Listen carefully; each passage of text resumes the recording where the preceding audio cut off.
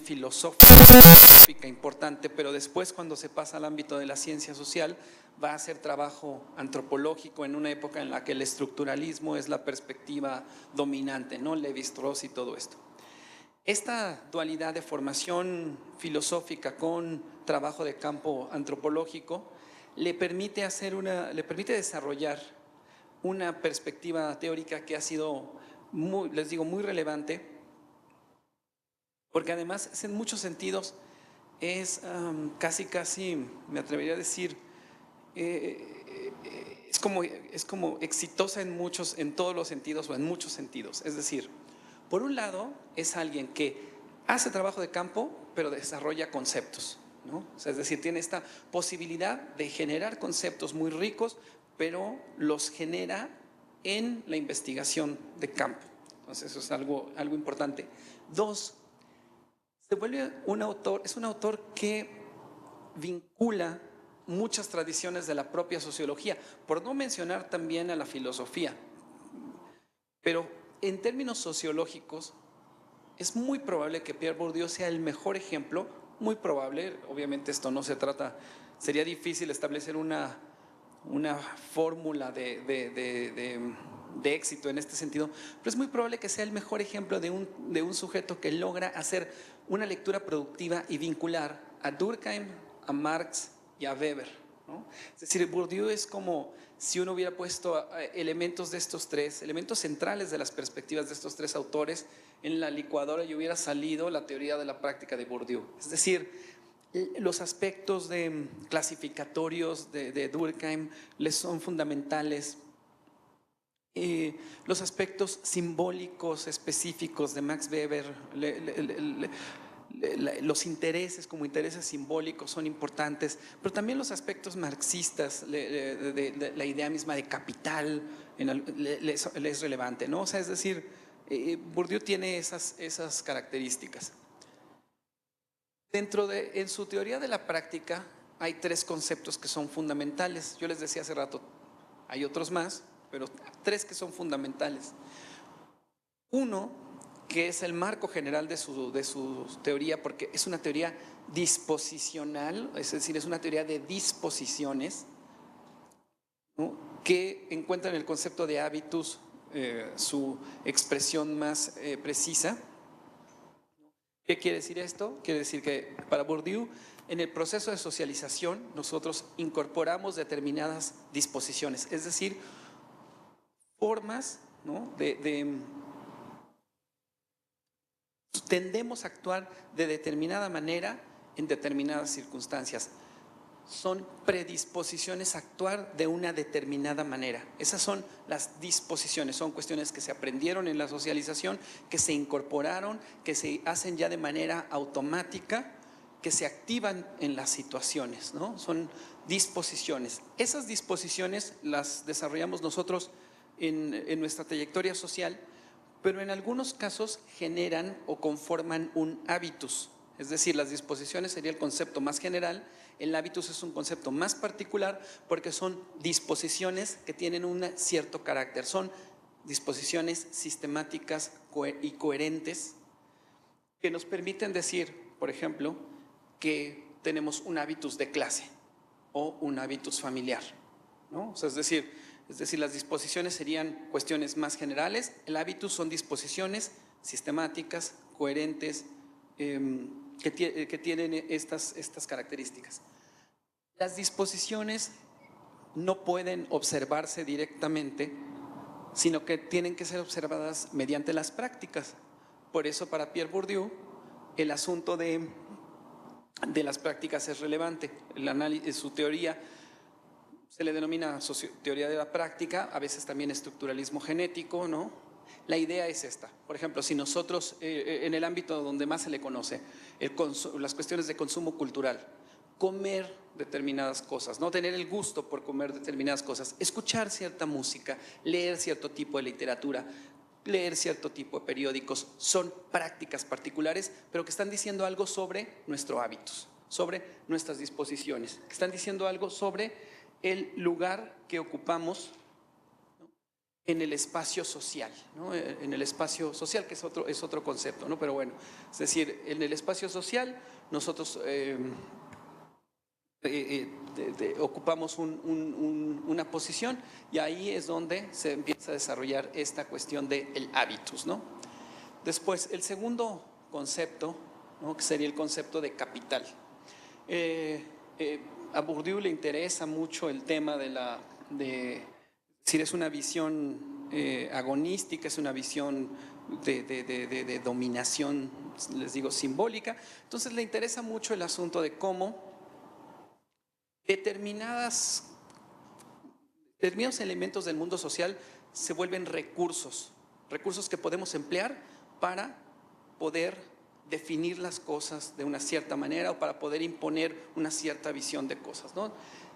El concepto de capital, Bourdieu lo desagrega en 3,5, por decirlo así, elementos, que son el capital económico, que sería el capital más convencional, o sea, es decir, es el capital tal y como lo entendemos por lo general, pero también como capital cultural, ¿no? Que es un tipo de capital que a la vez se desagrega en 3 subconceptos, que son el capital cultural incorporado, es decir, el que se hace cuerpo con nosotros, aprender un idioma, por ejemplo, saber inglés, pues es una forma de capital cultural incorporado, saber tocar un instrumento, saber utilizar un programa computacional, son capitales culturales incorporados. Capital cultural objetivado, que son cosas que solo pueden activarse mediante la puesta en marcha de capitales culturales incorporados, es decir, un piano, pues yo puedo tener un piano ahí para que se vea muy elegante en mi casa, pero pues si no lo sé tocar, no hay una posibilidad de, vamos a decirlo así, de tener de apropiación cultural propiamente del piano. Puedo tener libros de griego antiguo, pero si no se lee griego antiguo, pues tal, ¿no? O sea, entonces es un capital cultural objetivado y un capital cultural institucionalizado, que es el capital cultural, que queda reflejado en títulos y diplomas, ¿no? Por ejemplo, yo puedo tener el capital cultural incorporado, sé inglés, pero cuando vaya al posgrado me van a pedir que lleve el TOEFL o que lleve lo que sea, ¿no? Entonces ese es el capital cultural institucionalizado. Después está el capital social, ¿no? El capital social son las relaciones que se tienen con gente y que también operan como un recurso, ¿no? El capital adicional, o sea, Bourdieu dice, son estas 3 formas de capital, pero hay una forma adicional que las vincula a todas de alguna manera y que es particular porque esa forma de capital nunca se encuentra sola, sino siempre solo se puede activar cuando está en relación con alguna de estas 3, que es el capital simbólico. El capital simbólico es la cuestión del reconocimiento, ¿no? Es decir, en los mismos ejemplos que poníamos ahora, podemos decir, tengo capital cultural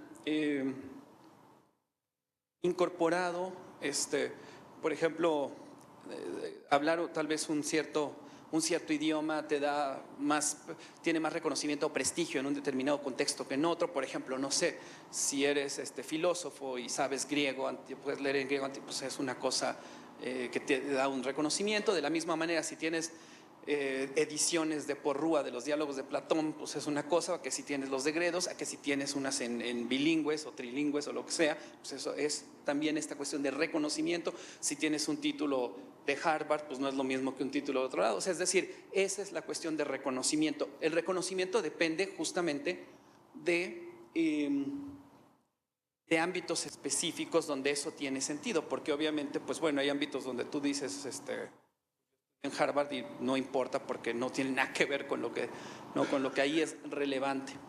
Y después viene justo el concepto de campo, que es el concepto con el que Pierre Bourdieu hace frente a un tema importante de la sociología en general, que es el tema de la diferenciación social, ¿no? Entonces, es decir, Bourdieu considera que hay ámbitos de acción que están diferenciados y que operan justamente como campos de batalla, en algún sentido, son campos agonísticos, donde hay conflictos, son campos que se estructuran por jerarquía, ¿no? O sea, es decir, hay dominantes en el campo y hay dominados en el campo, ¿no?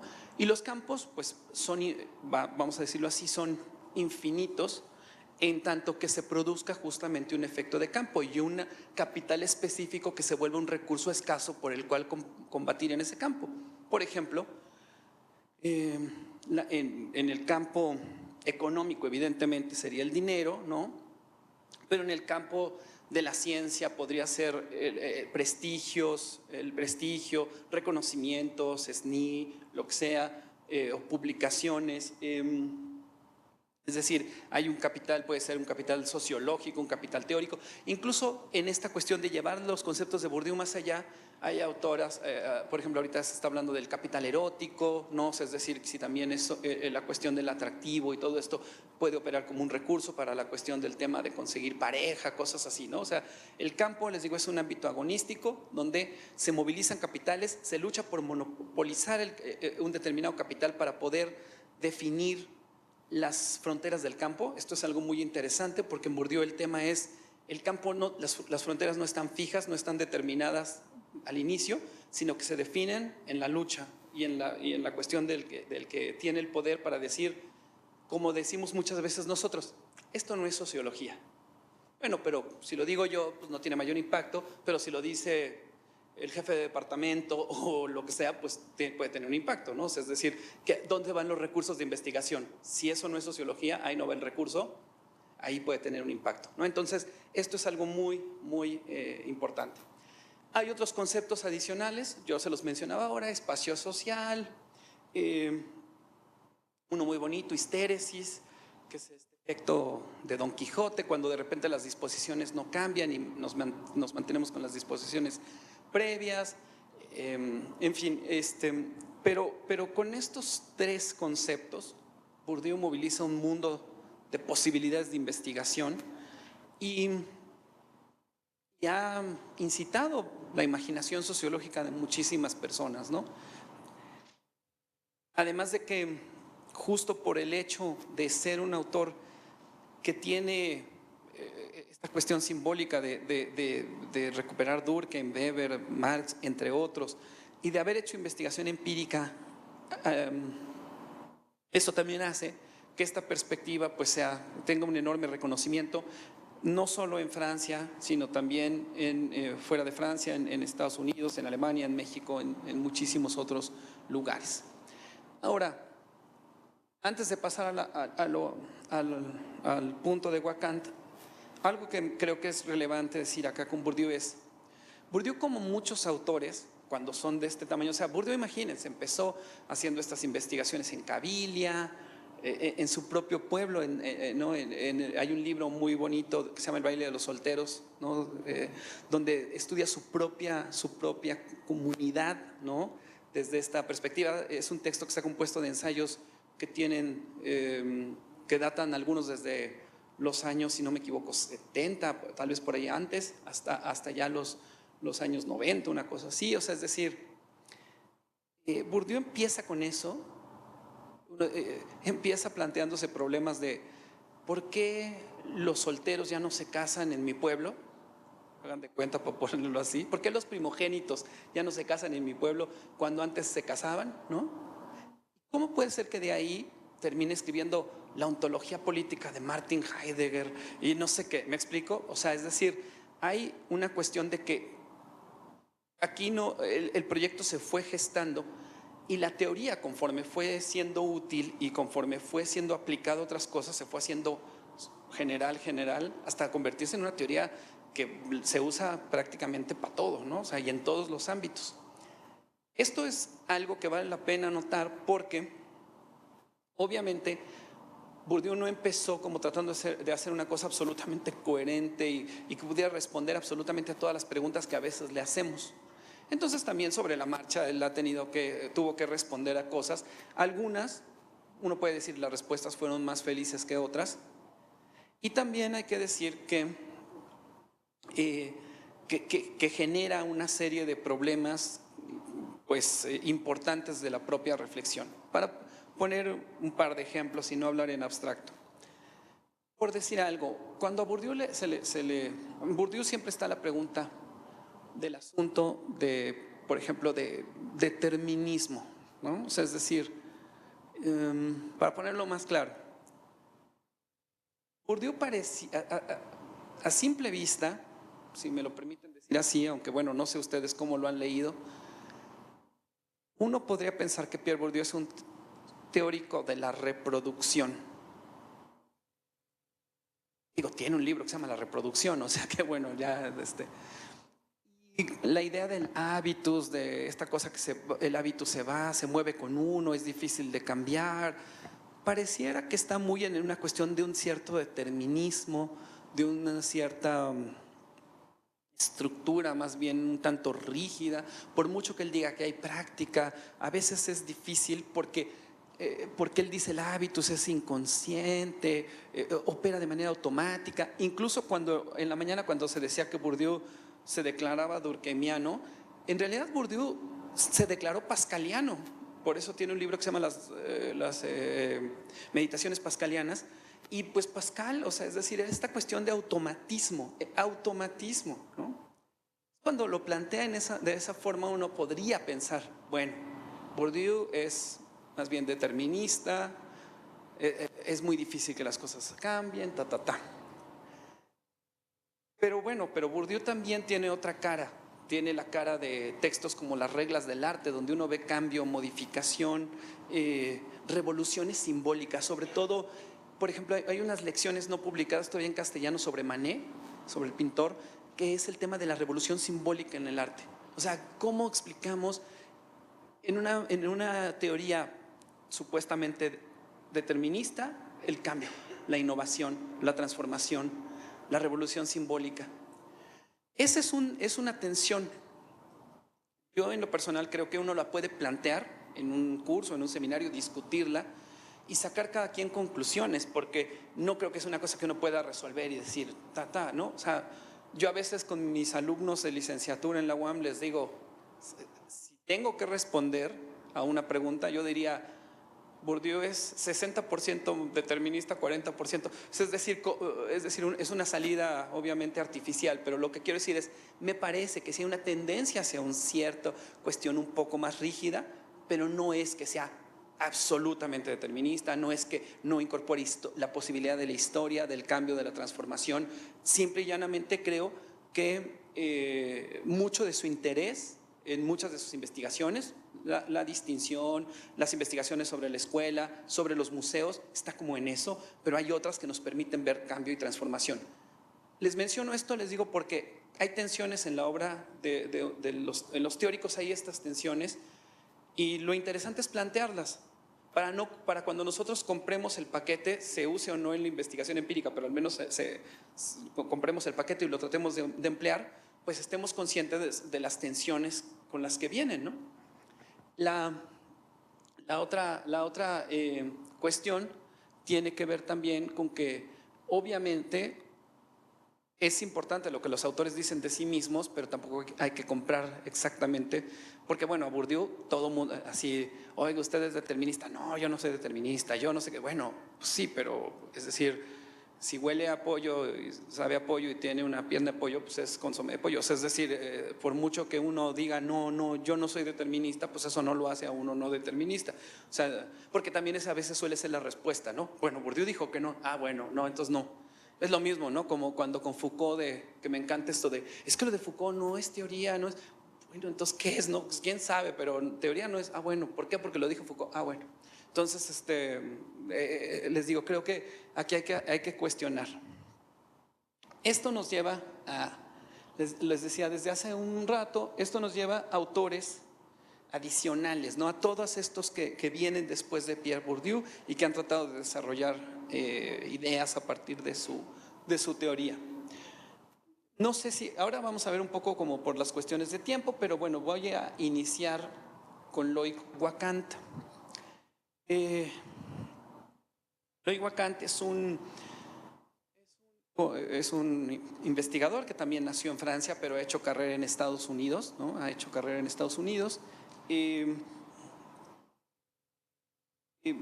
Es un tipo interesante, por ejemplo, para los que les gustan los temas de sociología urbana, tiene textos muy interesantes sobre la cuestión de la distinción entre banlieue francés, parisino y gueto estadounidense, o sea, en fin, tiene esos textos, pero yo me voy a centrar mucho en los aspectos de reflexión sobre el tema de las disposiciones, que es lo que él trabaja particularmente, ¿no?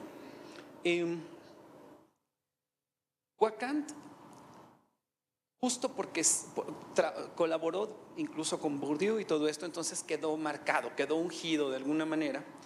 Y es muy curioso porque Wacant como que pareciera que, no sé, como que sintiera que su obligación es responder a las críticas que le hacen a Pierre Bourdieu.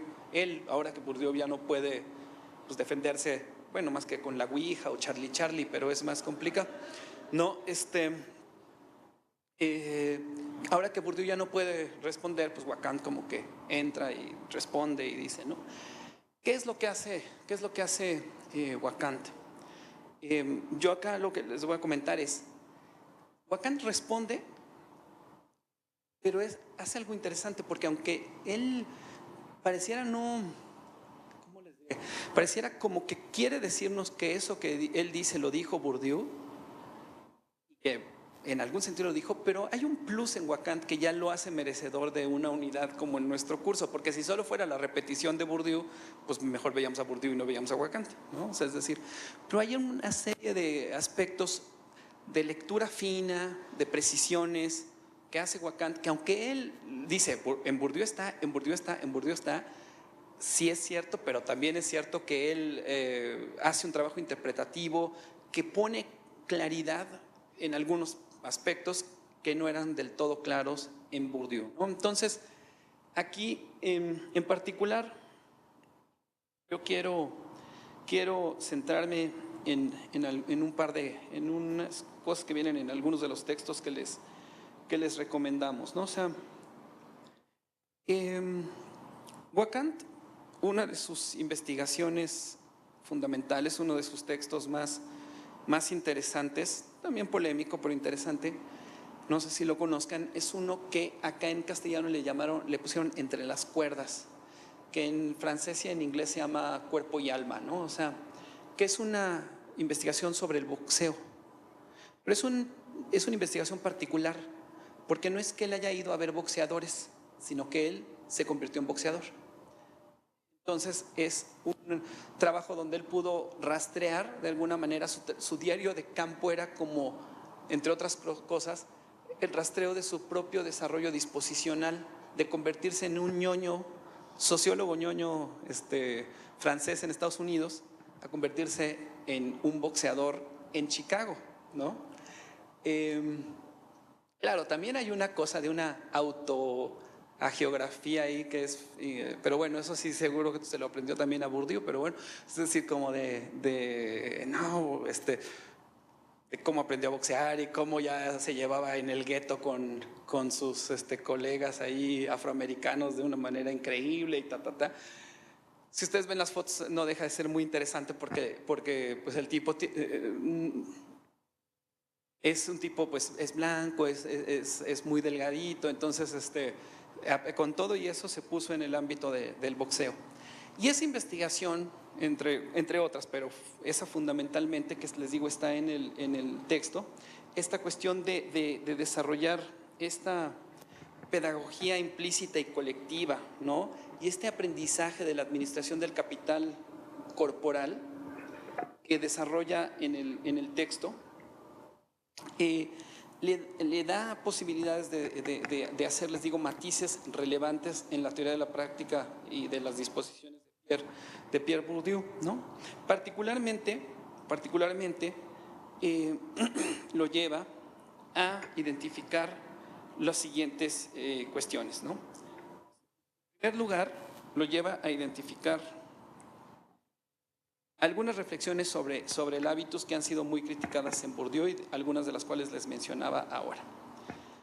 Les voy a decir, por ejemplo, en 4 críticas que le hacen a Bourdieu y que Wacant entra al quite, son que la categoría de hábitus lo que hace es un principio de acción, entiende la acción como una réplica de la estructura social, que es coherente y unificado, que resulta incapaz de dar cuenta de las crisis o los cambios del medio respecto al individuo y que funge como un mecanismo autosuficiente en la generación de acciones. Wakant considera, ¿no? Les digo que esto no es así, que el hábitus no nada más es algo que replique una estructura social. Considera también que no es necesariamente algo que solamente que esté pensado en términos de coherencia. Mañana, cuando veamos a Lair, vamos a discutir mucho más este tema de la coherencia y todo esto, pero lo que resulta interesante acá es lo siguiente. Wakant nos dice, la categoría de hábitos es mucho más vieja que el propio Bourdieu. Realmente remite a la idea misma de Aristóteles de hexis, ¿no? Y después fue latinizada por Tomás de Aquino, ya como hábitus, pero ha sido usada en la sociología por Durkheim, por Weber, por Veblen, por Husserl, bueno, Husserl no en la sociología, sino bueno, en la fenomenología, por Schutz, ahí sí en la sociología, Merleau-Ponty, Norbert Elias, ¿no?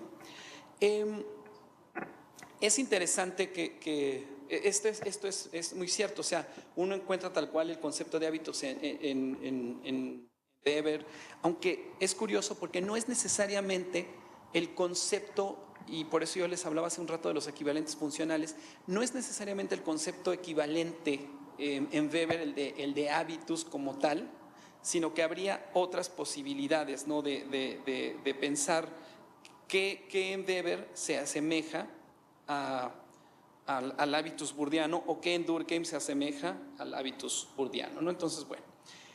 Pero bueno, eso no es lo que ahora importa, lo que ahora importa más. Lo que importa más es el asunto de en qué sentido se puede decir que no remite a la idea de lo coherente y lo unificado y en qué sentido sería o no capaz de dar cuenta de las crisis, ¿no? O de los cambios respecto al individuo, ¿no?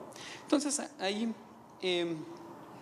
lo que Wakant nos dice, les digo, y esto es algo que, insisto, vamos a tener que discutir con más detalle, es el hábitus puede ser sistemático y coherente, pero la mayor parte de las veces no lo es. Hay tensiones en la propia socialización, esto sí lo tiene también Bourdieu muy claro. Y además, dice Lair, da cuenta también de una cierta creatividad, porque podemos ver como en el caso del texto del baile de los solteros, como por ejemplo las chicas, ¿no? Les cuento el argumento muy rápido por si no lo conocen. El texto trata sobre por qué en esta comunidad francesa de los Altos Pirineos, antes de la Primera Guerra Mundial, ¿no? Había un sistema de matrimonio, ¿no? Había un sistema matrimonial de relaciones donde el primogénito pues se casaba para que la propiedad no se dividiera. Fundamentalmente eran los padres, fundamentalmente la madre es quien le conseguía como la esposa al primogénito. Había toda una serie de reglas de con quién te podías casar y con quién no, no necesariamente explícitas, vamos, pero reglas de tipo, pues no con alguien como muy pobre, porque estaba todo el tema de la dote. O sea, estamos hablando de Francia, que también eso viene como una cosa interesante sobre la cosa de la modernidad, porque es gente que está operando con sistemas matrimoniales, está hablando no en francés, sino está hablando paisán, que es un dialecto específico, ¿no? Entonces es algo interesante. Y Bourdieu lo que le interesa es qué ocurre cuando de repente, por qué estadísticamente, aunque la gente te dice que el sistema sigue operando, estadísticamente los primogénitos ya no se están casando y ahora son los segundones los que se casan. ¿Qué pasó ahí, no? Entonces, les digo, no les voy a contar toda la cosa, pero una de las cuestiones que ocurrió es que entró la economía monetaria, entró el francés, entraron los medios de comunicación, la radio en francés, todo esto, y las chicas empezaron a tener movilidad y trabajo. Lo que empieza a ocurrir, y es un texto que yo le pongo a mis alumnos a leer en 14 de febrero porque es muy depresivo para eso, lo que empieza a ocurrir es que los solteros, los primogénitos, no tienen disposiciones para conquistar a una chica que ya tiene estas expectativas como dice, ¿no? De procura coquetearme más, ¿no? O sea, de coqueteo, de saber bailar. Los primogénitos no saben bailar, hablan paisán, son, como dice en la traducción castellana, son paletos, ¿no? O sea, hablan paisán, son toscos, son burdos, sus cuerpos son toscos, ¿no? Y no son atractivos para las chicas. Ellos siguen con la idea de que el sistema de matrimonio funciona, pero las chicas ya están buscando otro tipo de relaciones. Wakant lo que nos dice es, vean, las disposiciones de las chicas les permite transformar, cambiar, hacer, buscan otras cosas, vean cómo no es nada más reproducción de la estructura, vean cómo hay ahí transformación. Hay una cosa que ahí podríamos decirle a Wakant, decirle, sí, pero Bourdieu no tituló al texto las chicas se rebelan o las chicas solo quieren divertirse, sino el baile de los solteros. O sea, por eso les decía, el énfasis está en que los otros, de manera irreflexiva prácticamente, vamos a decirlo así, crónica, reproducen una estructura que ya no está ahí.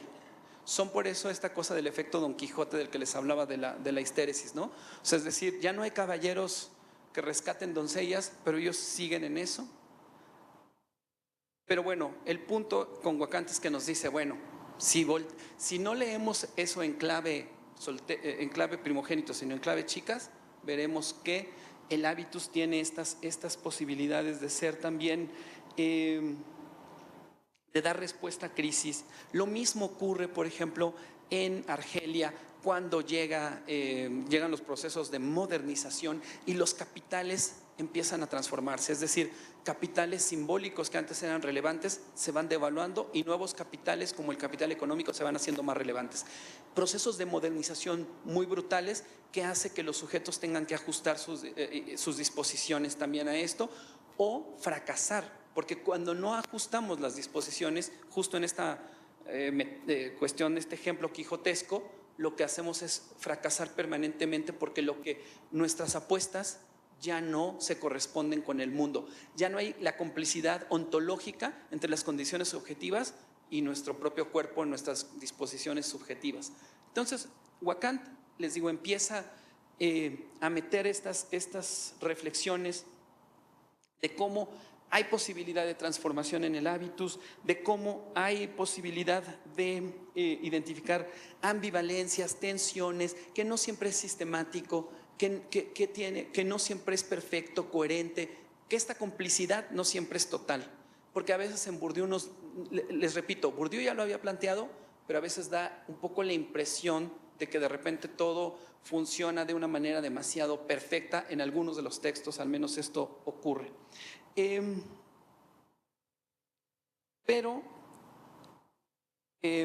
que en ese sentido también el hábitus puede incorporar ciertos principios de individuación, ¿no?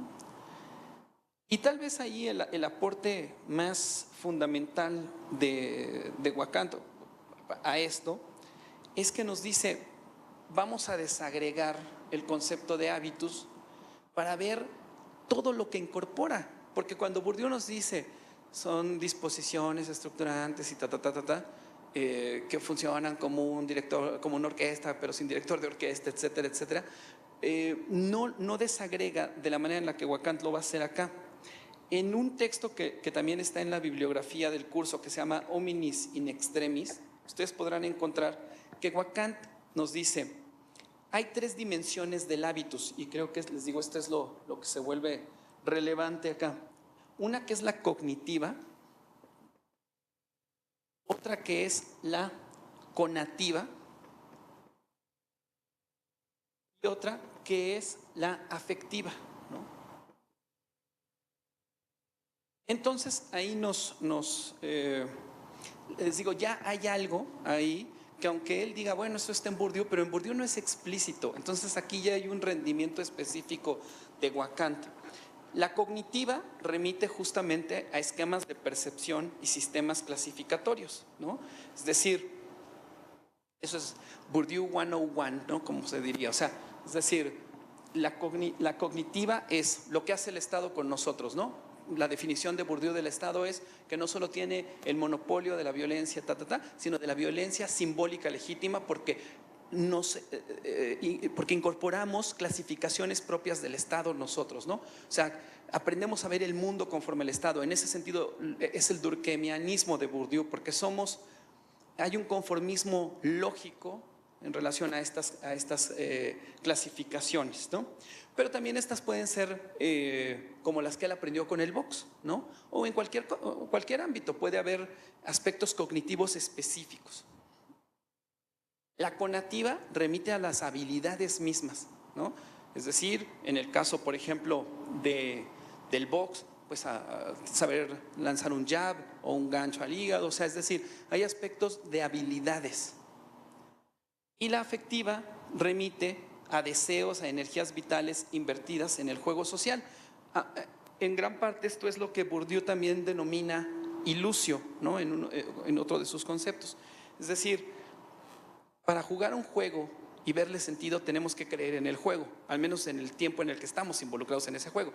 Es decir, si nos emocionamos cuando se mete un gol, pues porque creemos que un gol tiene un valor en algo, ¿no? Si no nos interesa eso, pues no estamos viendo nada más que a 22 locos corriendo atrás de una pelota o lo que sea. Entonces hay un aspecto también afectivo muy relevante. Les digo, creo yo que acá ya estamos en un ámbito donde les repito, aunque efectivamente en Bourdieu podemos identificar en distintas obras esto, Bourdieu no es tan explícito en estas tres dimensiones, y estas tres dimensiones me parece a mí que sí nos permiten desagregar aspectos y en ese sentido enriquecer el concepto de hábitos, porque también nos permiten ver de qué manera, en qué sentido hay aspectos que son muy automáticos, ¿no? Pero aspectos que pueden ser un poco más reflexivos. Y esto, les digo, no es menor, porque en Bourdieu a ratos pareciera que todo es automático. Les digo, insisto, es una obra enorme. Alguien puede decir, en la página tal, no, bueno, sí, pero en general parece que fuera automático. Y acá podemos ver, lo conativo claramente es mucho de esto, es lo que es casi de, bueno, viene la pelota y ¿cómo le hiciste? Pues, no, o sea, ya lo tengo tan incorporado en el cuerpo, ya sé, ¿no? Sabía que es el momento, le sabes cómo pegar, ni siquiera lo tienes que pensar. Pero otros aspectos donde hay elementos de otro orden que no son nada más de habilidad, sino que son justamente de un compromiso con la propia acción. También les digo, cognitivos, la posibilidad de hablar sobre lo que hicimos o la identificación de clasificaciones. O sea, sería un poquito un equivalente, un poquito violento, pero un equivalente de la diferencia de Giddens entre conciencia práctica y conciencia discursiva. Un poquito, no es exactamente lo mismo, pero solo para… Es decir, esta cuestión de decir,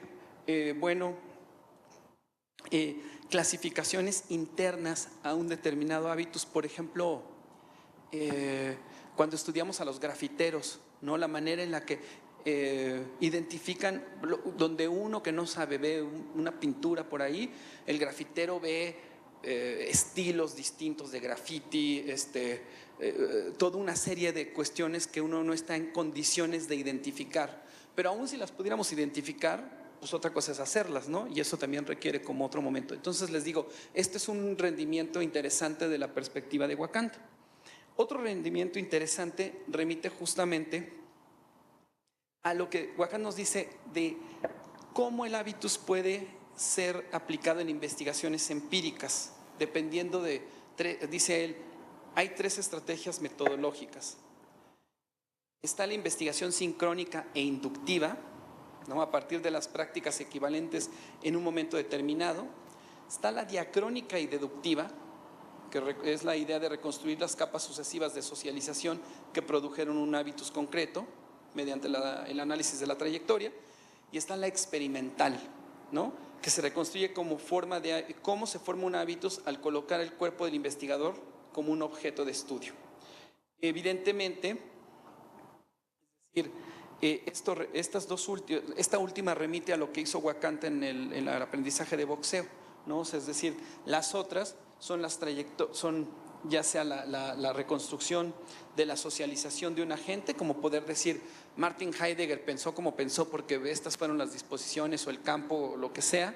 La sincrónica, es decir, es solamente, justamente es quitando este aspecto dinámico, y la experimental implicaría poner nuestro propio cuerpo como una herramienta para poder identificar estos desarrollos, ¿no? Esto, les digo, estas diferentes posibilidades resultan muy interesantes también, porque normalmente o sea, les digo, tampoco Bourdieu fue absolutamente explícito sobre esto, y porque Bourdieu no hizo una investigación clara respecto a su propio desarrollo disposicional. Hizo su autobiografía, que no es una biografía, que no es, porque Bourdieu no quería que dijeran que había escrito su propia autobiografía y tal, porque era un contrasentido, porque escribió un texto que se llamaba La ilusión biográfica, y luego saca una biografía. Entonces, para no quedar mal, dijo, no es una biografía, es un socioanálisis. Ah, bueno, está perfecto, está bien, chavo, como quieras, es un socioanálisis, ¿no? Parece autobiografía, pero no es. Les digo, también son posibilidades, ¿no? En esto.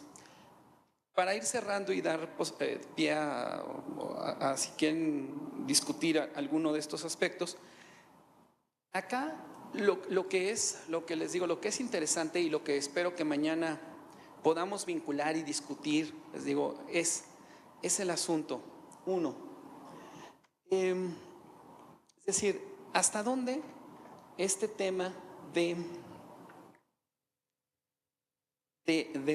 la coherencia del hábitus es algo que efectivamente funciona así y nos da posibilidades de investigación? Esto tiene que ver, porque como lo vamos a ver en la siguiente sesión, esto tiene que ver fundamentalmente con que cuando nosotros empleamos el concepto de hábitus, si se hace demasiado individual,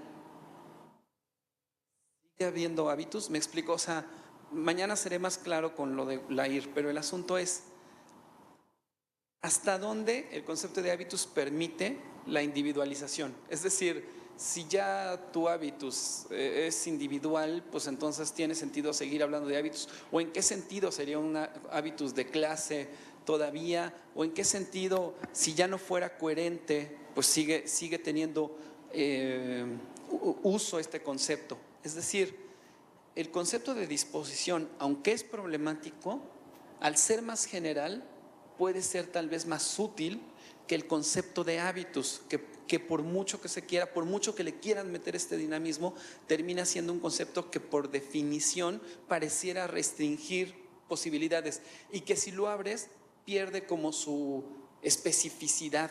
¿Me explico? O sea, si lo abres demasiado, pues ya queda como disposiciones, pero si ya no le quieres ver coherencia, sistematicidad, etcétera, etcétera, es difícil, porque para Bourdieu hay momentos o sea, y muchos de sus textos tienen ese interés, pues tú eres lo voy a decir de manera un tanto, o sea, tú eres un clase mediero en tu elección de pareja, en el libro que lees, en la música que escuchas y en el restaurante en el que te gusta comer.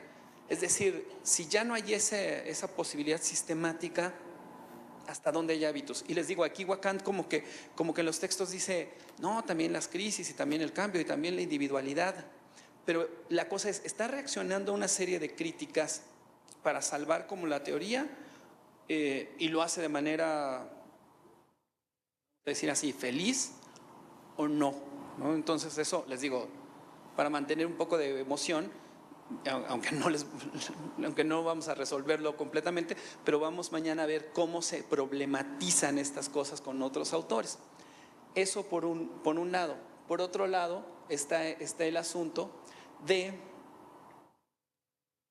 Y les digo, y esto es importante también, de la reflexividad. Aquí Wacant ya nos da una cierta posibilidad, pero lo cierto es que los registros de las prácticas son mucho más diferenciados de los que a veces Bourdieu tal vez dio cuenta, ¿no? O sea, es decir, si me permiten de una manera un tanto abusiva decirlo acá, mucha de la acción en Bourdieu, mucha de la idea de acción en Bourdieu se asemeja a la acción tradicional weberiana. Es decir, ¿se acuerdan? Max Weber tiene acción racional conforme a fines, conforme a valores, afectiva y tradicional. Y la acción tradicional, nos dice Weber, es prácticamente reactiva.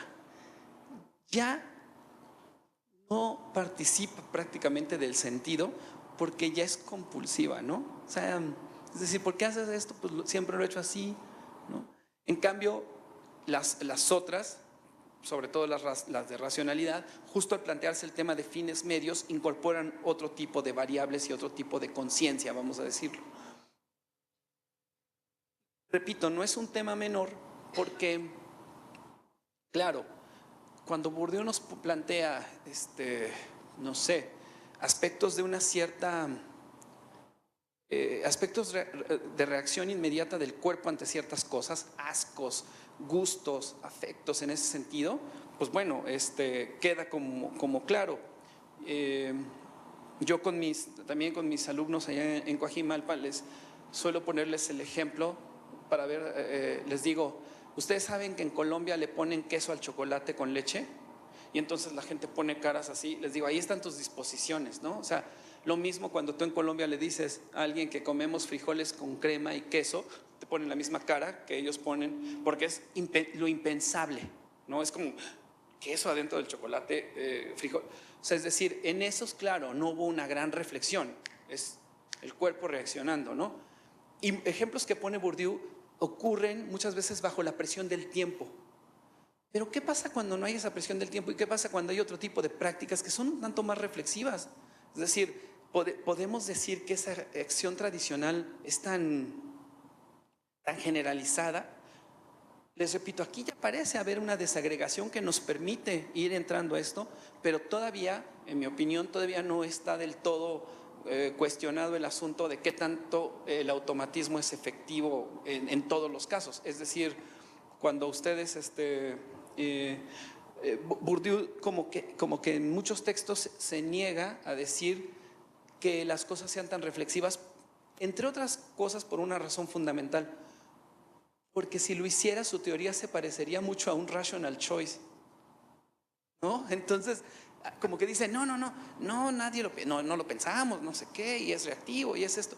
Les digo, es más complejo, pero bueno, tampoco quisiera como que decir, pero aquí, si lo hiciera demasiado explícito, les digo, chocaría con una cosa de rational choice, y entonces como que él también tiene que cuidar ese flanco, ¿no? Como, entonces, ¿hasta dónde el tema de lo reflexivo puede entrar? Y hasta dónde, si ya entra la reflexividad, les digo, la unidad del hábito sigue siendo funcional o no como concepto. Esto es algo que insisto, mañana discutiremos. Y ya ahora sí, por último, está también el asunto, el asunto de que la propia sociología bourdiana a través de Wacant, ¿no? Nos lleva a identificar o a tratar siempre de buscar justamente de vincular, perdón, hábitos con capital, con campo, ¿no? Muchas de las veces, o sea, acá el asunto es también el problema de qué tanto se puede plantear el mundo social solo a través del campo. Es decir, hay acciones que no ocurren en campo, hay prácticas sin campo, pues pareciera que sí. Pero bueno, en Bourdieu muchas veces están en campo estas prácticas. Entonces, es decir, ahí se le ha criticado también, es una sociología demasiado orientada a actividades profesionales, donde hay donde hay una noción clara de lo que sería el capital específico. ¿Hasta dónde otras posibilidades están ahí? O sea, es decir, les repito, Bourdieu en su propio concepto de espacio social permitiría otro análisis de prácticas y que es lo que hace muchas veces en la distinción, pero ha quedado aquí muy amarrado también con el concepto de campo. Entonces, ¿cuál es la relación entre campo y espacio social? Porque además los campos están en el espacio social también. Es decir, ahí también va a ser algo que mañana valdrá la pena discutir un poco más, ¿no? El alcance del concepto de campo, si no termina restringiendo también ciertas posibilidades, y también porque lleva a una especie de, y ahora sí con esto cierro, a una cuestión problemática que pasa con todas las teorías, pero pasa sobre todo con las teorías exitosas, como esta, que es, Bourdieu cuando empieza, uno siente que el pensamiento está vivo, ¿no? Pero ya después uno siente que Bourdieu está viviendo de sus rentas y ya está como aplicándolo a todo lo que puede sin necesariamente investigar mucho. Y que ya, pues nada lo va a refutar, ¿no? Pues ya es Entonces, en ese sentido y en relación con esto que mencionaba del campo, eso se nos contagia a nosotros como estudiantes, como estudiosos, como investigadores. Y entonces yo no sé acá, les digo, desconozco qué temas se investiguen en este posgrado, pero lleva a que la gente busca ya campos donde sea, ¿no? Es que quiero estudiar tal fenómeno. Por ejemplo, una alumna de la UNAM muy lista y que hizo un trabajo muy interesante sobre las cesáreas, ¿no? Quiso leer esto como desde una óptica de campo. Digo, yo se lo decía, a mí me parece que tu investigación es fantástica y que ya no sé si requiere o no como del concepto de campo para eso, o sea, es decir, no estoy muy claro. Digo, a final de cuentas ella lo incorporó y la tesis es una tesis de licenciatura muy bonita, pero el asunto es si de repente no ya viene una cuestión crónica de decir, bueno, y ahora tenemos que ver campos donde sea. Campo aquí, campo allá, campo de esto, campo de la sociología, campo de la microsociología, de la teoría sociológica, campo de la sociología política, campo de aquí. Es decir, aquí también entra otro problema.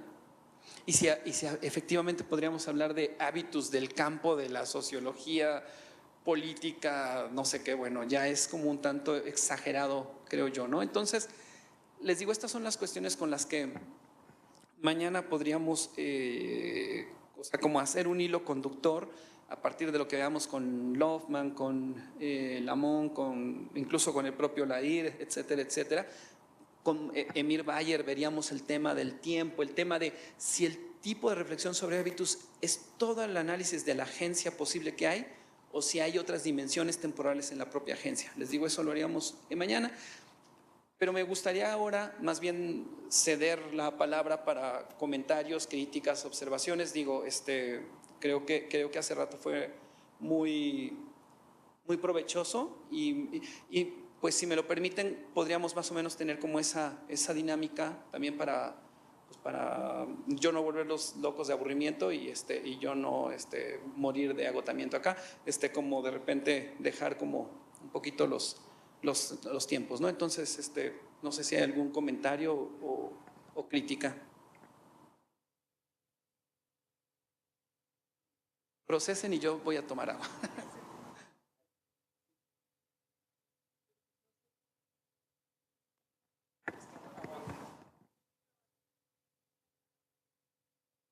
La cuestión, Jorge, de la estética, aquí sobre todo con este libro de la reproducción, la definición del gusto, y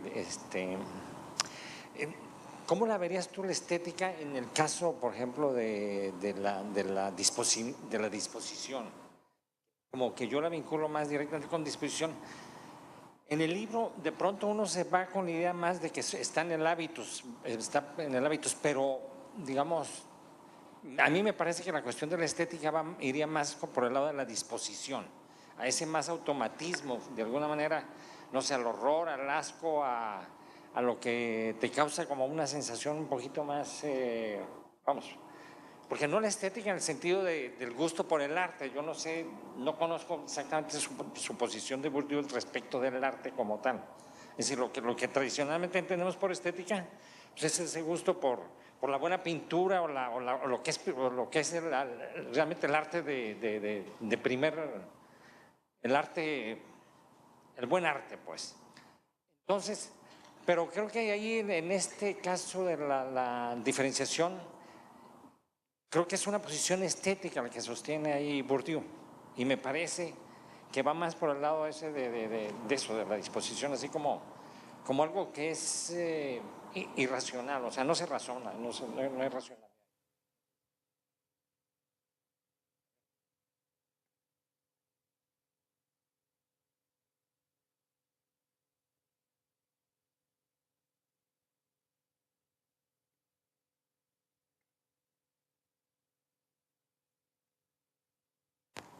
Bueno, ahí Bourdieu habla de un concepto de estrategia en algunos de sus textos y no oí que lo mencionaras. Entonces me gustaría escuchar qué piensas al respecto.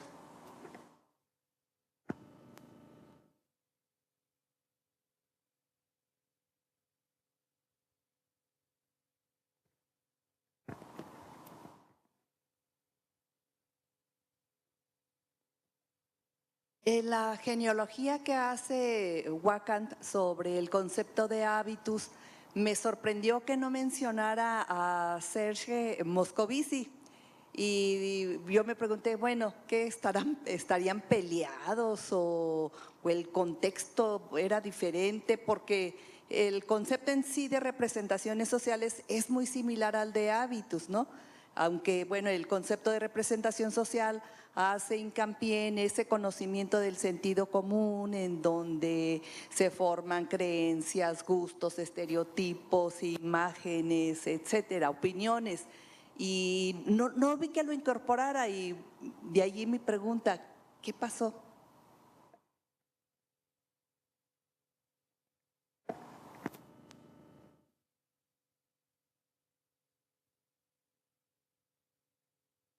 Bueno, ay, sí, caray. Bueno, sobre estos, digo brevemente sobre la cuestión de la estrategia. Ahí ahora sí que se entiende como en relación justo de distinción, ¿no? Porque el otro concepto, es el opuesto, el que genera un contraste es regla. O sea, ahí justamente Bourdieu discute como el concepto de regla como en un sentido de algo que se aplique, ¿no? De manera, redundancia, regular, etcétera, etcétera. Es una discusión que tiene, entre otros ámbitos, con el estructuralismo, es decir, con la cuestión de reglas de parentesco, cosas así. Entonces acá es como los actores, justo en esta cuestión de elección racional, es decir, por eso acá siempre con Bourdieu es un poco como esta idea de es la intencionalidad sin intención. ¿No? O sea, es decir, hay como juegos de palabras que nos dicen algo, pero que también ocultan ciertas cosas, ¿no? Acá la idea es, los actores sociales siguen determinadas estrategias, aunque no sean necesariamente conscientes de ellas, pero no son reglas, sino estrategias, es decir, estrategias, perdón, de acumulación de capital simbólico, ¿no? Mandar a los hijos a una escuela determinada.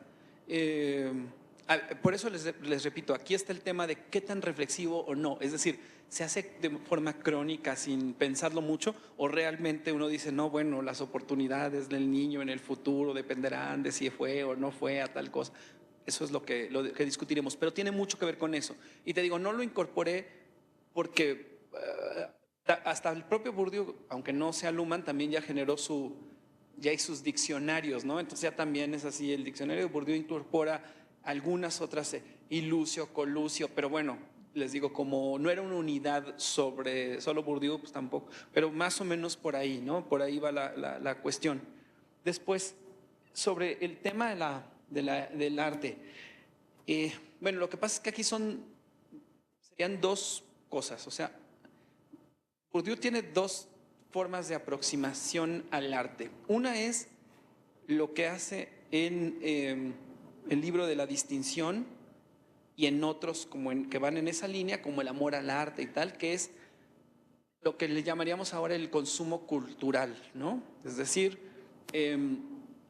cómo esta aproximación al arte no depende de cultural, sino de una cuestión social, ¿no? Es decir, quiénes van a los museos, quiénes gustan de cierto arte, y eso por eso él en sus tablas estas en la distinción, esto ya, ya ni modo. Ya. No, sí se puede borrar, pero ahorita, como estoy con el micrófono, no puedo ahí tampoco detenerme tan. Pero hagan de cuentos, es decir, en estos cuadritos que hace, en estas gráficas que hacen en la distinción, está el tema de capital económico, o sea, más capital económico, más capital cultural, ¿no?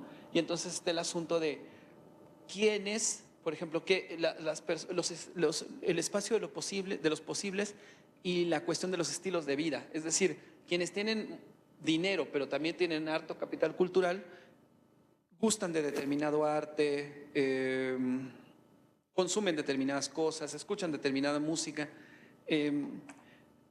Evidentemente, las cuestiones de las revoluciones simbólicas serían gente que puede tener más capital cultural, pero que todavía no se convierte en capital económico, ¿no? O sea, es decir, cuestiones estéticas, por ejemplo, los impresionistas, ¿no? O sea, claramente ya era una revolución en el campo, pero todavía no se traducía en dinero, por ejemplo, ¿no? Si Van Gogh viviera ahora, pues sería millonario, y pues no fue el caso, y otros que fueron todos al Salón de los Rechazados y toda esta cosa, ¿no? Entonces, esa es una posibilidad. Cabe decir como una nota al pie, nada más porque es relevante, que también una crítica que se le ha hecho a Bourdieu de esto es, bueno, pero tú analizaste una sociedad que era todavía muy clara en sus cuestiones de gusto. Uno sabía que estaba arriba y que estaba abajo. Hoy en día todo es más ecléctico. Mucha gente incluso ha llevado a pensar si hoy en día el capital simbólico no es necesariamente conocer lo más refinado, sino conocer más. Pero es algo que les digo, ya no es Bourdieu y no es Lacan, entonces tampoco, pero está interesante. La otra aproximación al arte es el análisis propiamente del campo artístico, ¿no? Que está en las reglas del arte, que está en estas lecciones sobre Manet de las que les hablo. Es decir, cómo este campo adquiere una autonomía relativa en un momento determinado. Por ejemplo, con Flaubert en la Francia del Segundo Imperio, ¿no? O sea, es decir, cómo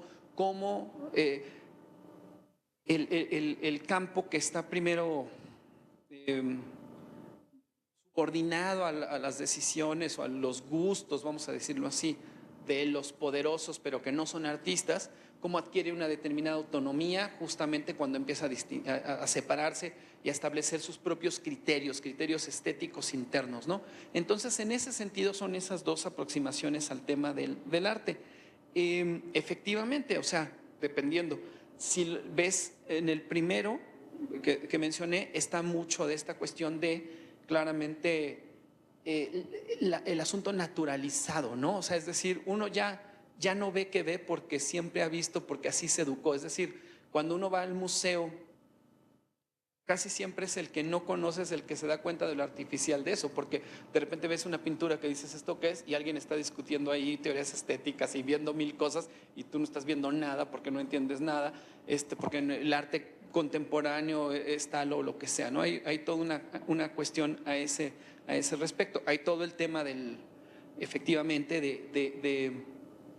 del tema hasta que termina siendo efectivo, casi de asco, de insulto, de todo esto, o sea, de las disposiciones de la apreciación estética. Y en ese sentido está mucho del lado de lo que tú mencionabas. Por eso la distinción tiene como subtítulo, pues, crítica social del gusto, ¿no? Una cosa así. O sea, es decir, es algo. Y si ya leyeron algunas partes del texto, pero sobre todo al final vienen un par de reflexiones muy interesantes. Una como contra otras aproximaciones más bien filosófico-estéticas, estableciendo una distinción, y otro donde claramente hace una, casi sin decirlo, pero es muy evidente, hace una confesión justo de vínculo importante con los aspectos cognitivos de la sociología durkheimiana a partir de la idea de clasificación, de cómo nuestros gustos nos clasifican, o sea, a la vez, en el momento en el que clasificamos, nos clasifican, el consumo se vuelve una cosa de clasificación, entonces es algo muy, muy interesante. Y el último cuestión, la verdad, no, a ciencia cierta, no sé decir si estuvieron peleados. La verdad es que tampoco me sorprendería porque Bourdieu se ve que era bastante especialito y Wakant no se diga. Wakant en Estados Unidos también ha hecho una trayectoria de cosas divertidísimas de tener como conflictillos, ¿no? Entonces, y además también hay una cuestión te digo, muchas veces de exagerar a veces la posición, o sea, te digo, con Moscovici no estoy muy claro, pero Bourdieu, por ejemplo, cuando habla de Latour, así lo acaba, ¿no? También, es decir, o sea, no hay, como que también hay una cuestión casi de celo de tener como la verdad, ¿no? Porque si de repente dices el otro también medio la tiene, como que a algunos les reconoce, Bourdieu le reconoce a otros autores, pero muchos de sus contemporáneos no, como que la autoridad la ve como por otro lado, ¿no? Pero no necesariamente los contemporáneos, pero honestamente no sé si tuvieron algún problema directo con él. Obviamente, la genealogía que hace acá Wakant remite mucho a aquellos que hacen el uso explícito, insisto, incluso en los casos donde no necesariamente tal vez sería el mejor equivalente interno a la propia obra. En Weber eso es muy evidente, ¿no? O sea, es decir, no es necesariamente que uno diga, bueno, sí lo usó Weber, pero bueno, en las 1000 páginas de Economía y Sociedad lo dice 10 veces. Bueno, tampoco es que sea como su concepto más fundamental, ¿no? Y tampoco es que uno encuentre el vínculo con Bourdieu solo porque usó hábitos, ¿no? Claramente está como en muchos otros lugares, ¿no? Pero bueno, en fin, no sé, ¿alguna otra comentario?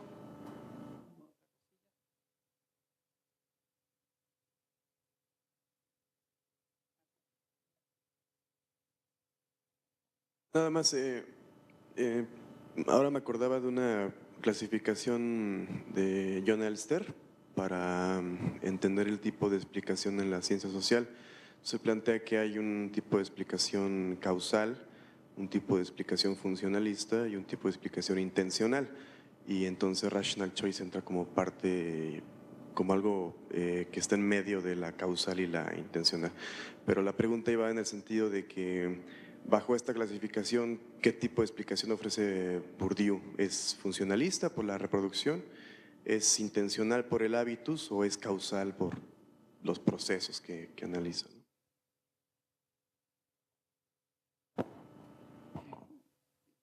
Bueno, pues a reserva que me reservo el derecho de pensarlo toda la noche y mañana decirte otra cosa. Soy medio obsesivo y seguramente no voy a quedar muy contento con lo que te diga ahora, pero yo creo que iría un poco también por ese, es decir, por esto que tú decías como intermedio entre lo causal y lo intencional también, porque yo creo que la idea de función en Bourdieu es súper chata, te digo, también la discutiremos, pero me parece que su explicación funcional, si es que tiene, vamos a decir que tiene un poco de las tres, pero la funcional es bastante chata, sería muy pobre. No valdría la pena leer a Bourdieu por buscar como lo funcional que hay en Bourdieu. Me parece que es muy chato por ahí. Más bien justo hay una cuestión de ciertos aspectos causales que también por eso se vuelve interesante, ¿no? Se vuelve interesante porque, por decirte algo, ¿no? Un campo que ahorita por razones que sean, sufre una transformación demográfica interna, ¿no? O sea, es decir, donde hay más competencia, recursos, O sea, hay una cuestión causal que puede tener un impacto justamente en los aspectos disposicionales, ¿no? Y en ese sentido, te digo, me atrevería a decir, así como de bote pronto, que está como justo ahí. O sea, es intencional sin intención, pero insisto, con este juego de palabras, ¿no? O sea, es decir, es una intencionalidad sin intención, es decir, no es completamente, como completamente consciente, perdón. Tal vez ahí entraría este funcionalismo, lo que poco, pero no deja de lado, es decir, de que lo que ocurre no ocurre solamente por cuestiones como internas al propio tema del hábitus. El ejemplo que les ponía hace un rato, o sea, llega la radio, llegan una serie de cosas y entonces cambian las relaciones y entonces ahí las disposiciones es donde tú ves cuáles se mantienen, cuáles se transforman, qué pasa, es decir, las cosas que ocurren en el mundo, las variables que van teniendo un impacto, hacen que las disposiciones se ajusten, se transformen, se mantengan, te lleven al fracaso, te lleven a un cierto éxito. O sea, ahí hay algo. Incluso, ya ahorita que lo digo, creo que tendría un poquito de esas tres, por la parte funcional, te digo, por esto que decía, pero me atrevería a decir que si le compramos la idea de intencionalidad sin intención y mecanismo causal, creo que ahí hay algo en Bourdieu. Te digo, pero no quiero sonar profundamente cantinflesco, la parte funcional en ese sentido de la reproducción, por ahí también habría algo, pero creo que ameritaría pensarlo un poquito más. Pero te digo, ahorita mi primera respuesta sería que por eso no está completamente alejado de esto otro, siempre y cuando entendamos que para Bourdieu intencional no es necesariamente una cuestión de proyecto, sino que es justamente la propia predisposición a actuar, o sea, es decir, la propia, el propio hábitus o la propia disposición expresándose en las prácticas. Pero te digo, igual y si mañana por acá y te puedo decir algo más.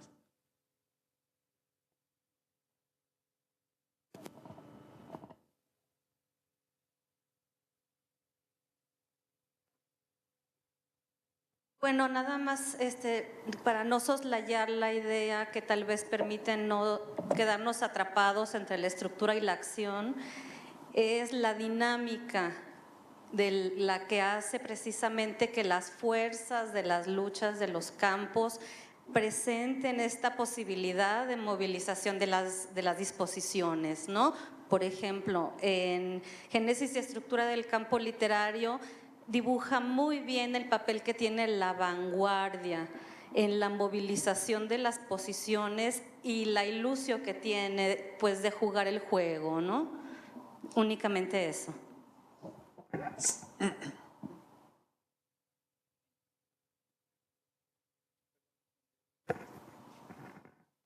Bueno, a ver si logro hilar un par de ideas porque creo que traigo un poco de fiebre. Entonces, o a lo mejor me sale algo chido.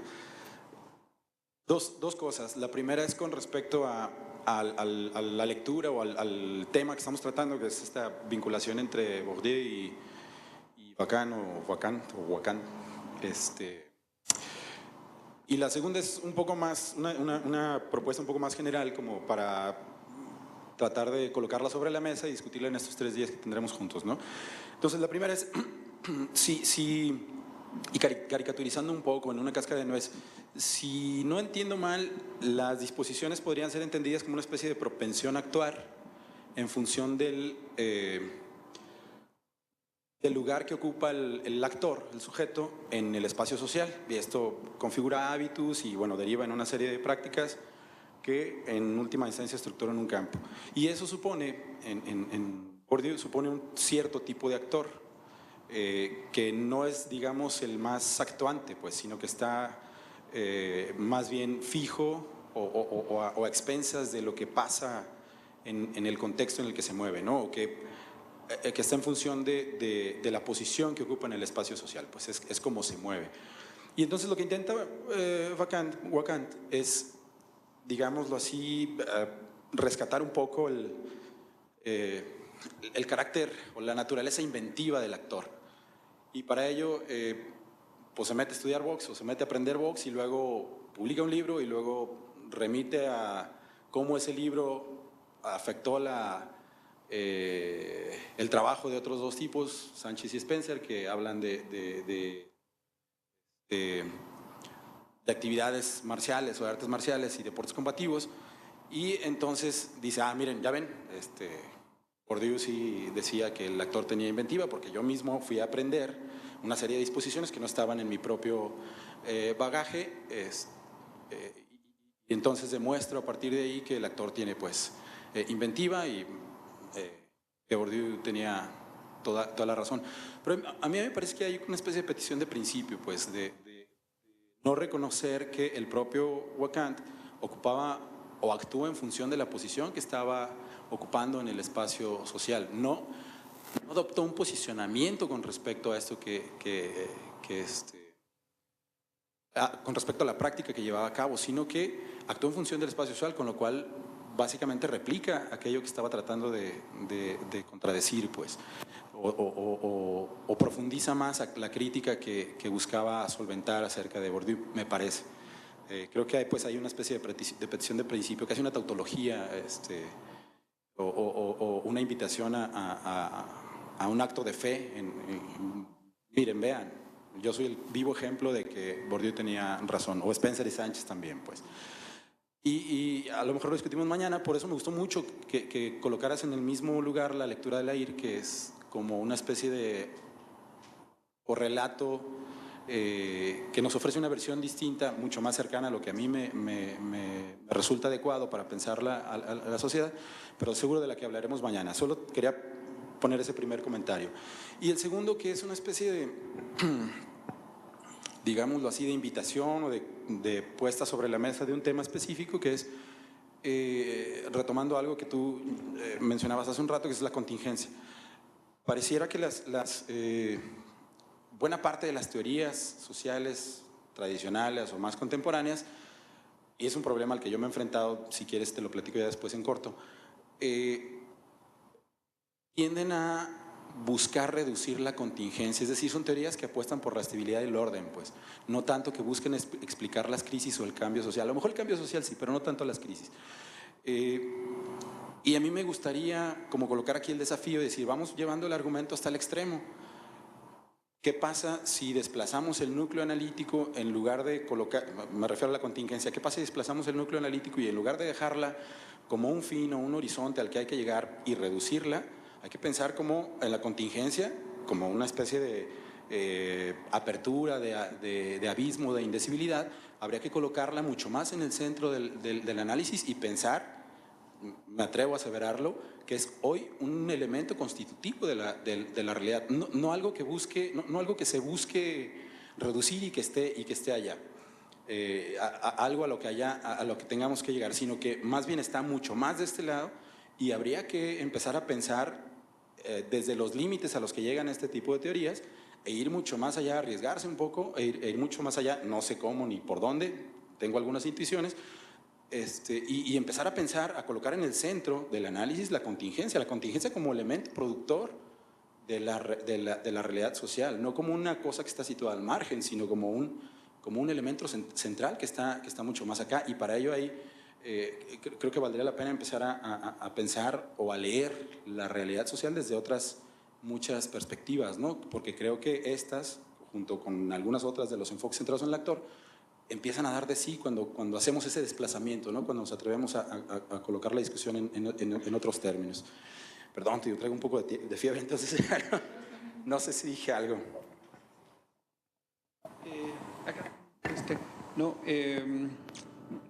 Me parece, digo, si algo, repito acá esto era como para abrir boca, una presentación más seria de Bourdieu hubiera tenido que incorporar el contraste con la cosa estructuralista, es decir, claramente la idea en Bourdieu es la estructura no se realiza a sí misma. Si no hay acción, pues no hay nada, ¿no?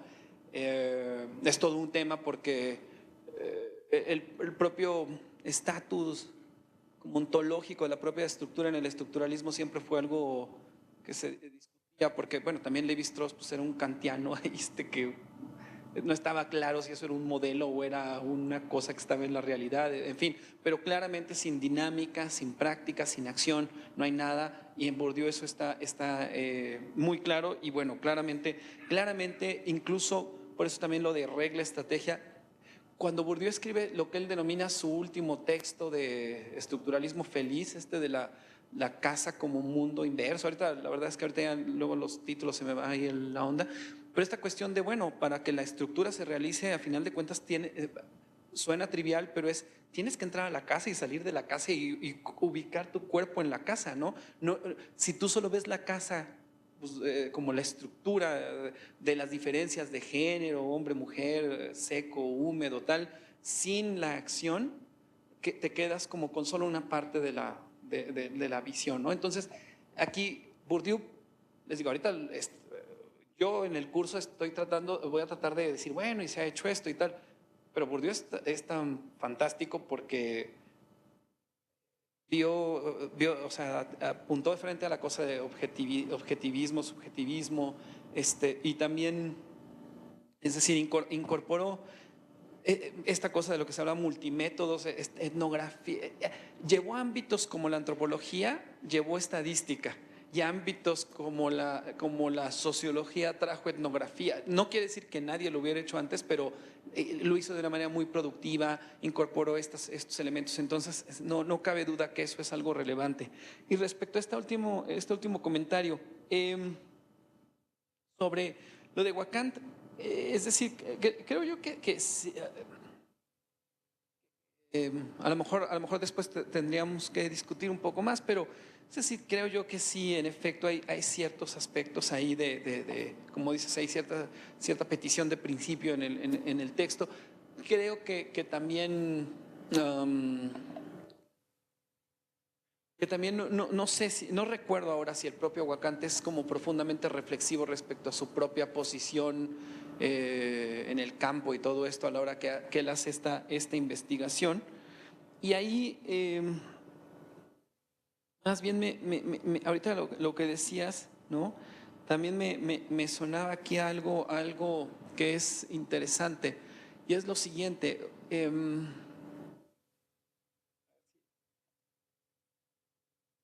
Tanto Wacant en algún sentido como el propio Bourdieu, un lío, no es el principal, pero un lío que tienen es que,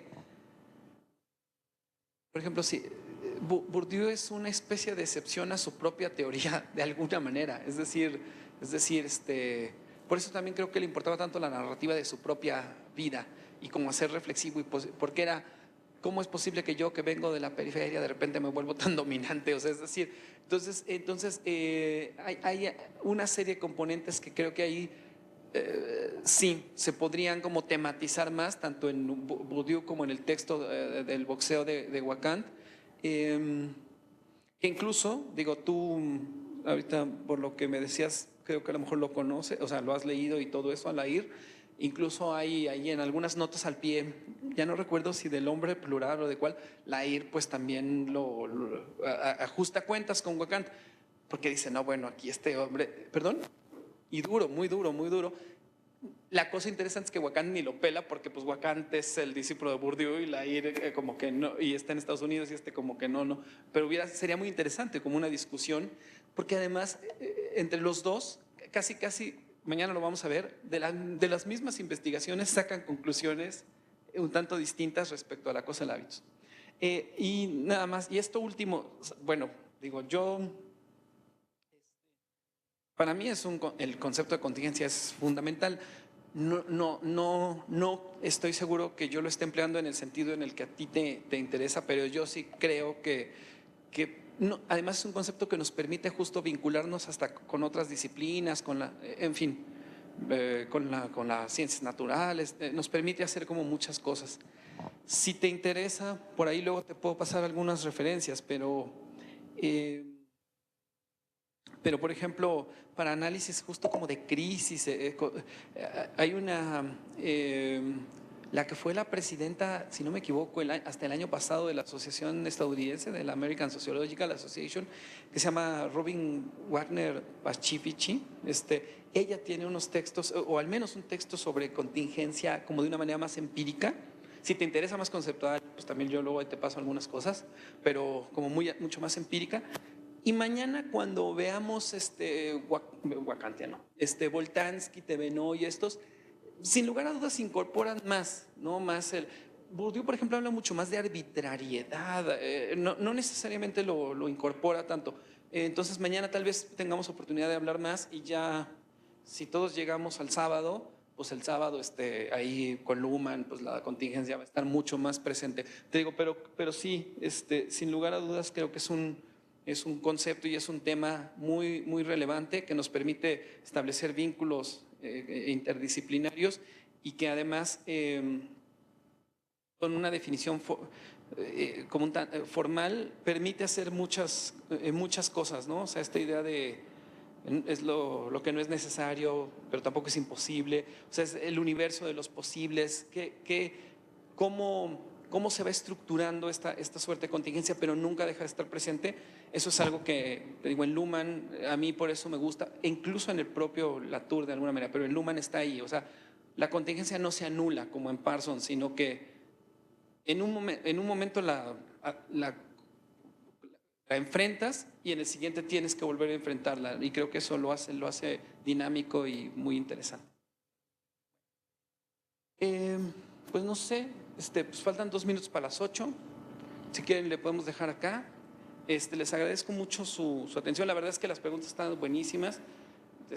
Como soy muy obsesivo, también les digo que como se supone que esto sigue en línea, si me entra la loquera, pues les mando respuestas después ya como por lo que decidamos, porque seguramente que muchas cosas cuando en la madrugada esté pensando todo lo que dije, voy a querer regresar sobre algunas cuestiones. Pero bueno, espero pues verlos mañana y pues les agradezco su atención.